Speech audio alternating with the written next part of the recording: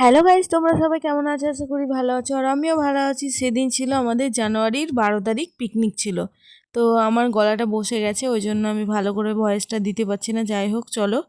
আমাদের পিকনিকটা হচ্ছিল জিয়াগঞ্জ টু লালবাগ। পুরো মতিঝিলের পাশে একটা বাগান আছে, সেই বাগানে আমাদের পিকনিকটি হচ্ছিল।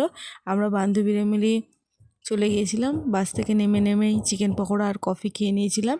তারপরে আমরা একটু ঘোরাটোরা করে ছবি টবি তুলে আমরা খেতে বসে গেছিলাম। লুচি আর আলুর দম খুবই সুন্দর ছিল খেতে। তারপরে আমরা চলে গেছিলাম মতিঝিলের পাশে একটা জায়গা আছে, যারা যারা এসেছো তারা অবশ্যই চিনতে পারবে। জায়গাটি খুব সুন্দর। সেখানে আমরা ছবি আর ভিডিও করছিলাম। আর ওখানে দুটো ছাগলের বাচ্চা ছিল, সেই ছাগলের বাচ্চাগুলোকেও কোলে নিয়েছিলাম। তারপরে আমরা মতিঝিলের ভেতরে প্রবেশ করলাম।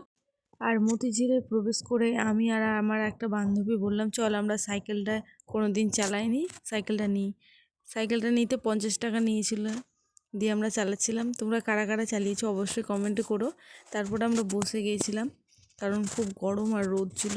তারপরে আমরা এসে লাঞ্চটা করে নিচ্ছিলাম। পিকনিকে এসেছি আর নাচ না করলে হয়। তারপর নাচ করে আমরা বাড়ি চলে গিয়েছিলাম। দেখা হচ্ছে পরের ভিডিওতে। ভালো লাগলে লাইক